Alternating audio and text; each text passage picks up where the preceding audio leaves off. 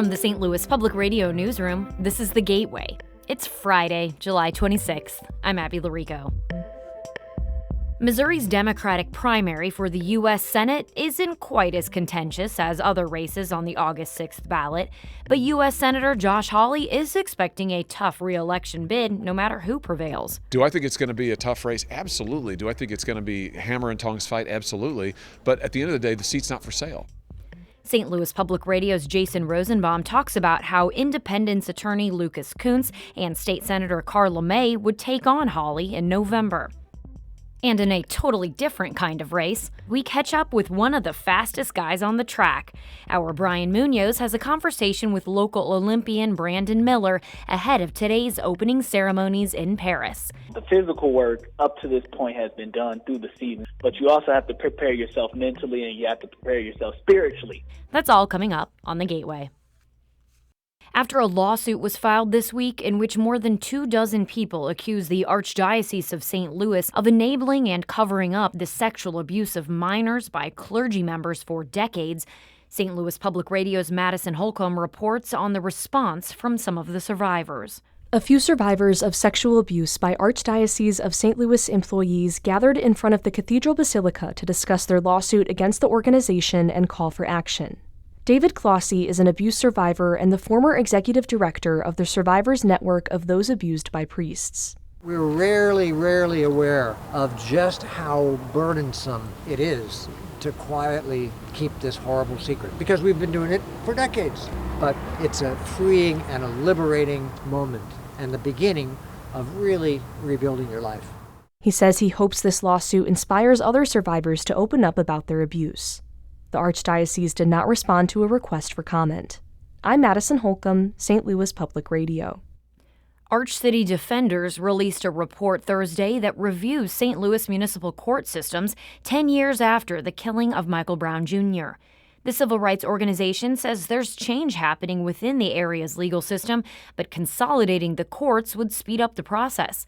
St. Louis Public Radio's Andrea Henderson reports. Florissant resident Umi Akoli had warrants in 11 different municipalities at one point.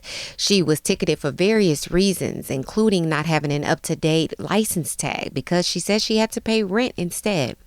Akoli can't count the number of days she spent in area jails. She says the days without her children broke her emotionally. That's something the court can't pay me back for. My child sitting at my mother's house not knowing when his mama was coming back home. My mother not knowing how long she'd have to take care of my child. Akoli hopes Arch City Defenders' new report opens up consolidation dialogue with the municipal courts to help keep people from racking up fines in multiple cities. She says it's necessary because it's hard navigating different court systems. I'm Andrea Henderson, St. Louis Public Radio. Two local U.S. representatives from Illinois introduced legislation to better the federal government's response to prevent coal mine collapses. Republican Mike Bost, Democrat Nikki Budzinski, and two others filed the Mines Act Thursday. The officials say the legislation would make the federal government's response and prevention of these events more transparent. It would require the U.S. Department of Interior to provide reports to Congress. Mine subsidence, what experts call ground shifting over time because of a mine, is common in the Metro East and Southern Illinois. The area is home to many abandoned and some active coal mines. A sinkhole believed to be related to a mine collapse created a 100-foot-wide crater in an Alton soccer field last month. And just last year, a Belleville grocery store closed after its parking lot and nearby streets started to crack because of a coal mine beneath it. The owner of the casino just across the Mississippi River from the Arch is merging with another gambling company. The St. Louis Business Journal reports Queen Casino and Entertainment will combine with Bally's Corporation. The Casino Queen opened in East St. Louis in 1993. It opened a sportsbook in 2022. Casino Queen's owners also have two other locations in Iowa and Louisiana. St. Louisans may know Bally's, a Rhode Island-based company, for the St. Louis Cardinals TV network or other Major League Baseball teams. Pending approval from stockholders, the deal is expected to close in the first half of next year. A statement from both parties says the new company plans to maintain the East St. Louis location. Invest STL is continuing a grant program that encourages resident groups to come together to make life better in their neighborhoods. The Small Dollars Action Fund gives out money for projects like block parties, neighborhood cleanups, and public space improvements. Invest STL CEO Dara Eskridge says the events may seem small, but they build cohesion among residents of a community. There are these small pots of money that allow residents to just practice neighborliness, bask in the joy of sharing a place together, but also in the business of sharing a place together. Dozens of neighborhoods and towns on both sides of the river are eligible to apply for the grants, which are now open and due by August 22nd. Eskridge was a guest on St. Louis on the Air.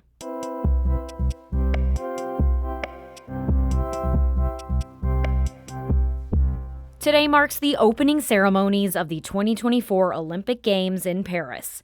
Missouri and Illinois will be well represented by dozens of athletes on Team USA, including O'Fallon, Missouri native Brandon Miller.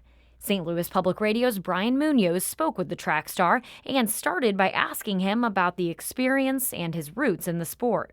And the reason I got into running is it's funny because my mom and my dad kind of just put me and my brother out on the track. When we were kids, we were just tearing up the house.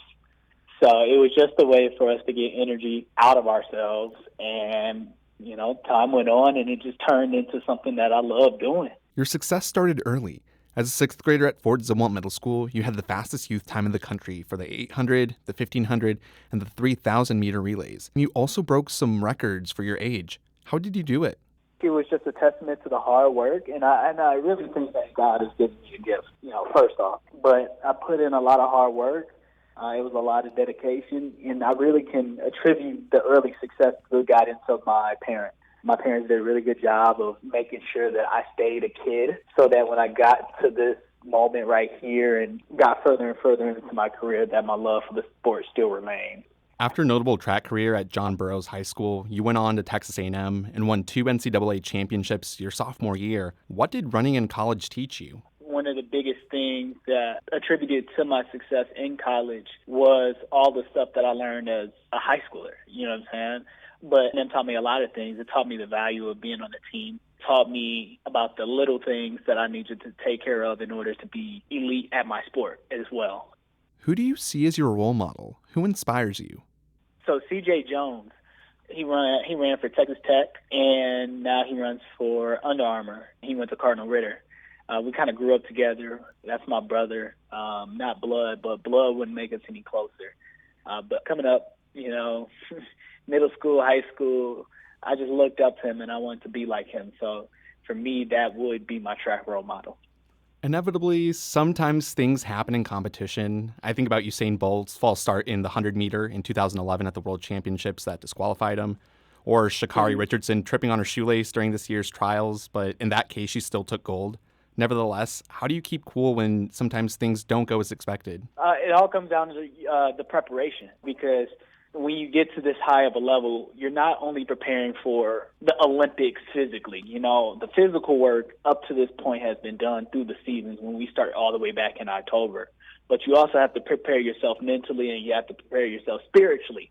In that preparation, you have to put yourself in a place where things don't go right, and it's being able to react to that and stay calm and stay patient. That's how you see the great ones come back. What are you looking forward to the most around the experience? Competing against the best in the world. As a competitor, when you're put in situations that you're going to test yourself in, it makes you excited. So for me, seeing how the men's 800 is this year, it's one of the most competitive events in the world right now. So kind of stepping into that fire and seeing what I'm made of, I'm very excited. Many athletes end up getting some kind of Olympic ink to commemorate their time competing. Do you plan on doing the same? Oh, 1,000%. For sure. This off season, I'm going to go get some ink. I'm not sure where, but I definitely have to get my rings for sure. Brandon, thank you so much for your time. Best of luck in Paris. Thank you for your time, man. I really, really appreciate you for having me on. That was O'Fallon, Missouri native and U.S. Olympian Brandon Miller, speaking with St. Louis Public Radio's Brian Munoz.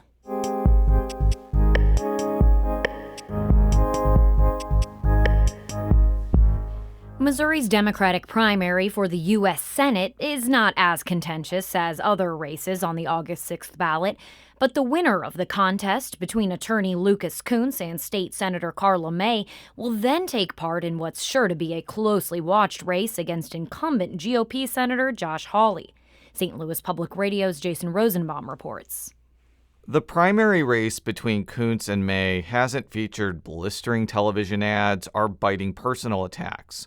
In fact, the two Democrats have fairly similar views on the issues. They both strongly support abortion rights, they both want to protect organized labor, and they're both in favor of providing military aid to help Ukraine repel Russia's invasion. But the two Democrats with fairly similar policy views are taking very different approaches to convince the party's voters that they should take on Hawley, a Missouri Republican who often provokes disdain from progressives around the country. Kunce, who ran unsuccessfully for the Senate in 2022, is emphasizing his experience as a Marine who served in Iraq and Afghanistan. He also brings up his family's difficult economic circumstances growing up in Jefferson City and how his neighbors helped him out when things got hard. I'm running this campaign, taking no money from corporate PACs, no money from federal lobbyists, no money from big pharma executives, no money from big fossil fuel executives, because I'm tired of those people stripping the communities like the one I grew up in for parts, and the only people I ever want to owe are those in that old neighborhood. May says that she's the most qualified Democrat to take on Hawley, pointing to her ability to affect the course of legislation even when her party is in the minority. She's also highlighting her ability to fight for democratic values, including when she participated in the longest filibuster in state history that helped sink a measure making it harder to amend the state constitution. And most people around the state know me because I've traveled around the state while performing my duties as an elected legislative senator. Both May and Kunce have been willing to go directly after Hawley. May, for instance, criticized Hawley for a recent speech where he declared himself a Christian nationalist and went on to say that Christianity paved the way for the United States' core principles. It's a different thing to have religion and to have a relationship with Christ. Those are two different things.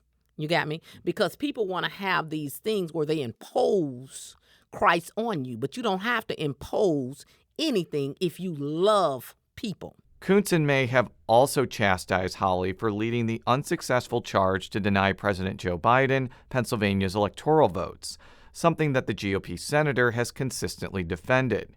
Kunce in particular says how Hawley handled January 6th showcases his inauthenticity. You know, he's a fraud, right? We all know that. We saw him pump his fist on January 6th when he thought it was going to get him some power and then skitter out the back door minutes later when things got real and he was like, oh, God, now I'm in trouble, right? And that's what his political career is right now, right? He was a country club Republican in 2018 when he first ran for this office and only got 51% of the vote, I might add. Like, not a big victory. Hawley's win over incumbent U.S. Senator Claire McCaskill in 2018 was somewhat narrow, considering Missouri is widely seen nationally as a strongly Republican state. But while political prognosticators aren't favoring Kunce or May to win in November just yet, Hawley is expecting a competitive contest. Do I think it's going to be a tough race? Absolutely. Do I think it's going to be hammer and tongs fight? Absolutely. But at the end of the day, the seat's not for sale. I mean, I think the Democrats are going to try to buy the seat. I think you'll see unbelievable amounts of cash, unbelievable amounts of special interest groups playing with dark money and everything else. And, we're not here for sale. Hawley is unopposed in the GOP primary, so it will be up to whoever prevails in the August 6th Democratic primary to prove whether his expectations about a competitive general election contest are correct. I'm Jason Rosenbaum, St. Louis Public Radio. We have more coverage ahead of the August 6th primary at stlpr.org. Our Fred Ehrlich edited that piece.